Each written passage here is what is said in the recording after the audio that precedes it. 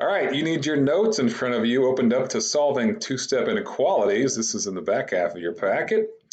But let's go ahead and begin this one. So solving two-step inequalities. If we think about our progression here, we've already talked about one-step inequalities. And now we're going to move on to two-step inequalities. And remember, at any point, we have to know how to handle rational numbers as well. Integers, positive and negatives, fractions, decimals, you name it. The expectation is that we're good with all the above. So we're going to see a variety of these problems. You just want to kind of remember, we're bringing a lot of skills together with this unit, okay, from previous grades, from earlier this year. And this is a pretty important skill here. So let's begin. Remember, solving inequalities, we said this in the last lesson, it's just like solving equations. Equations are known to have one solution. Inequalities usually have an infinite number of solutions, but we want to keep things balanced. We want to undo operations, and we'll talk about that here in a moment. So let's see, to solve two-step inequalities, you follow the same steps as solving two-step equations. That's why these two things are very similar. The symbol is different, but much of our math is the same as it was before. We also want to not forget that sometimes we flip the inequality symbol. I'm going to discuss shortly why we do that, but we're going to get to that here in a moment. Now, just a reminder, okay, when we were solving two-step equations, we really wanted to undo the addition or subtraction first. And the way we would undo it was we'd use the inverse operation of it. We'd use the opposite of it to get rid of it. And then after we would undo the addition or subtraction, then we would undo the multiplication or division, okay? So we've learned over the years there's an order of operations that we follow to simplify a problem.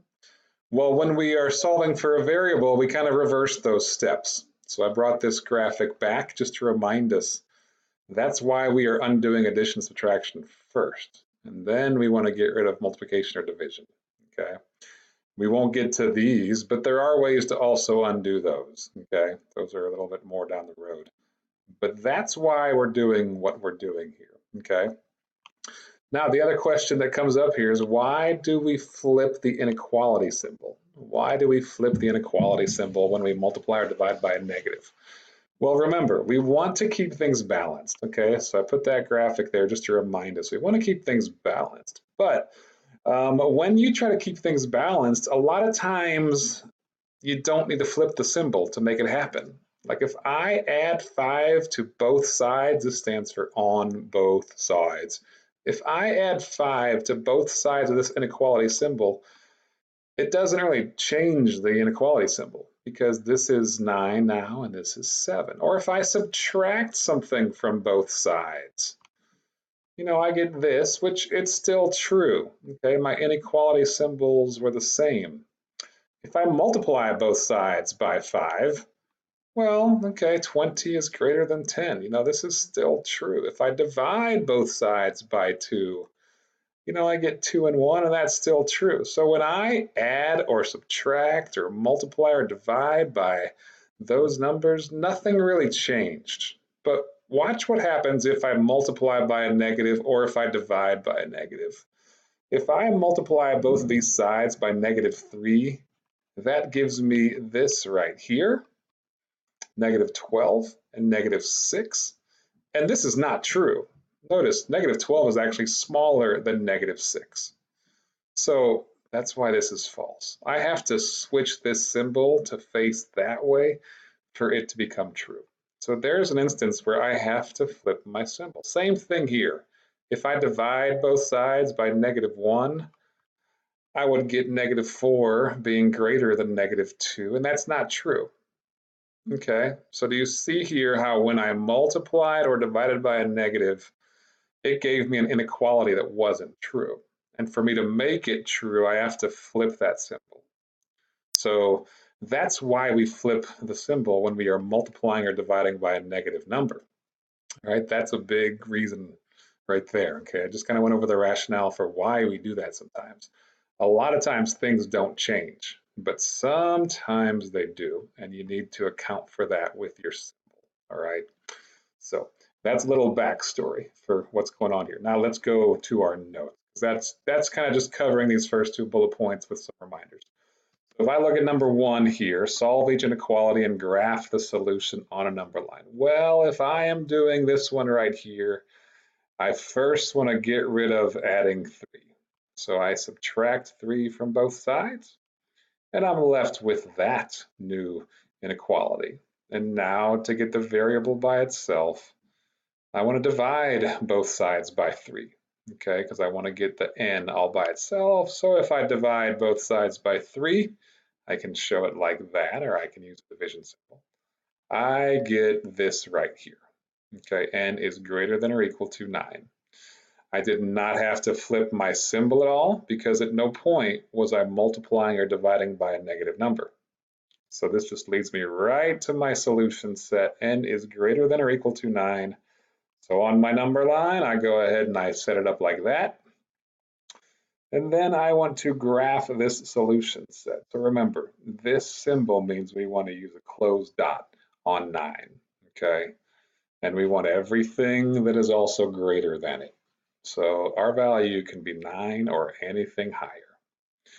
That's how we do number one. We're going to do a few of these together, and then I'm going to have you do a few on your own. But number two, let's look at this one. All right. First thing we want to do is we want to get rid of subtracting 3. So we add 3 to both sides. This will cancel out. This will turn into 20.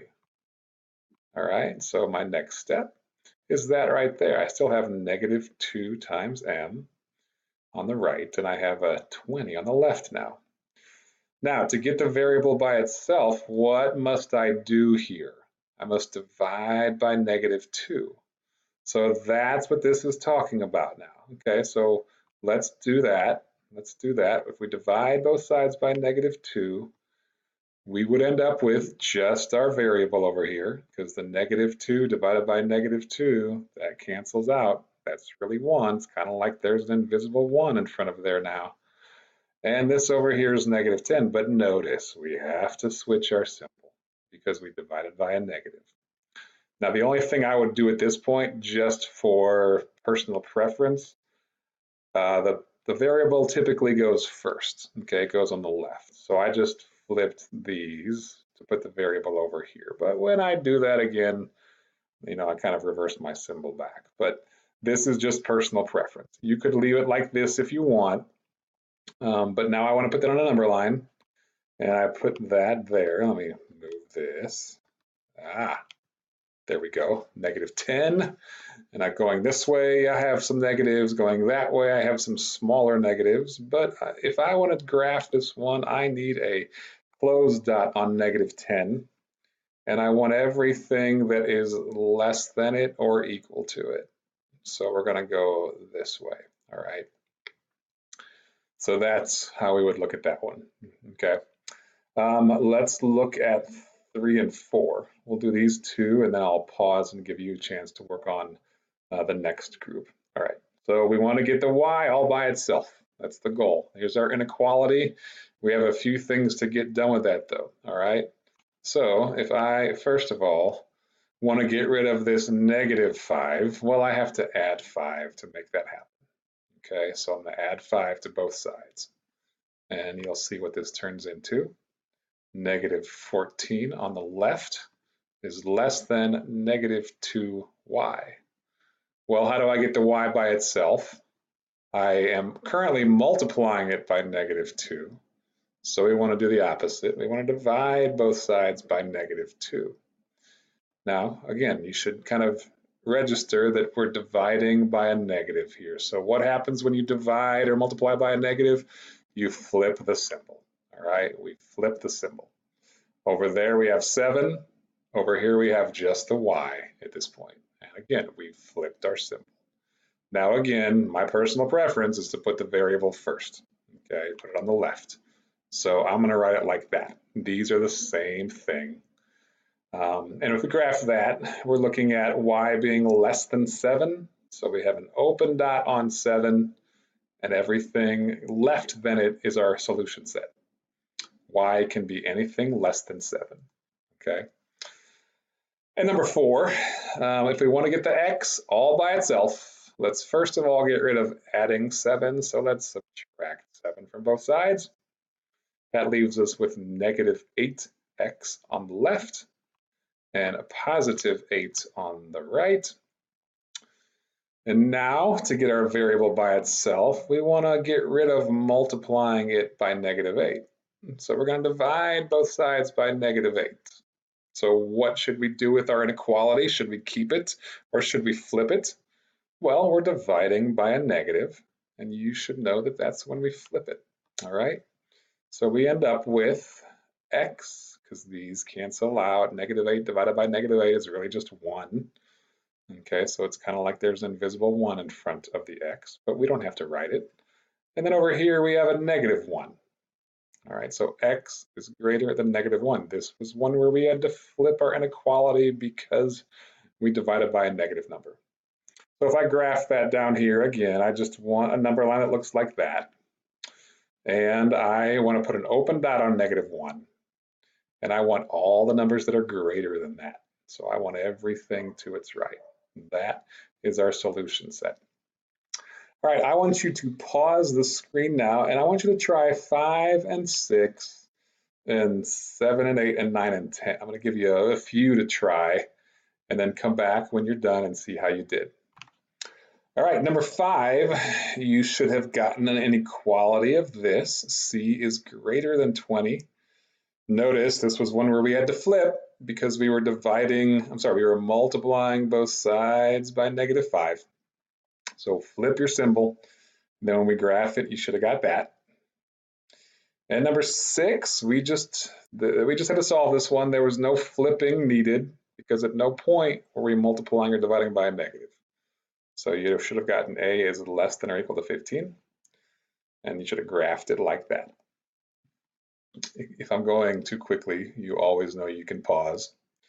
But numbers 7 and 8, they look like this. And number 7, you should have gotten y is less than or equal to 11.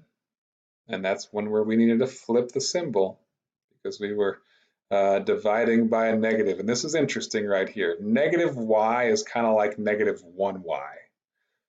And so to get rid of that negative 1 that's really in front of it, you want to divide by negative 1. That's an interesting little thing going on there. So that's why we end up with just a y is less than or equal to 11. And number 8 here, we didn't really need to flip anything. Okay, you should have ended up with this, but again, Mr. Herndon's personal preference is to put the variable on the left. So that's how I'm writing it right there. And it looks like that. All right, check your work for 9 and 10 and see how you did. That is what it should have looked like. K is less than negative 4. And your graph should have looked like that.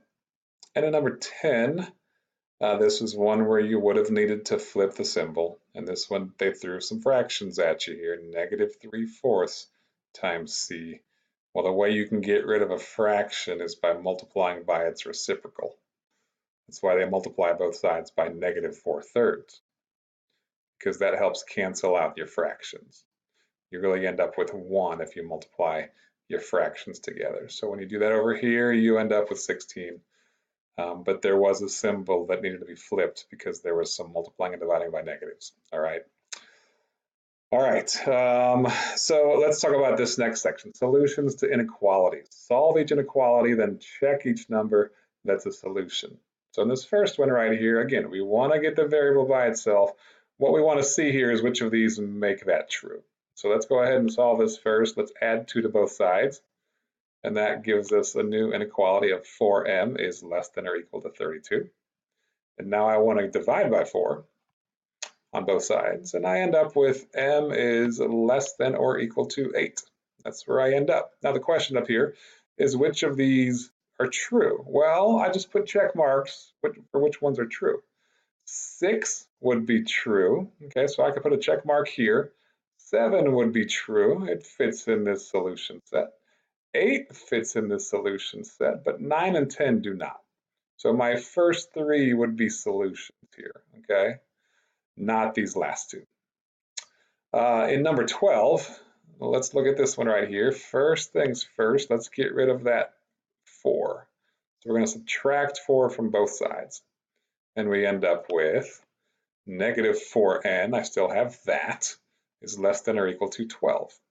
Well, now I want to get rid of multiplying by negative 4. So I divide both sides by negative 4. And I end up with an inequality that needs a symbol flipped.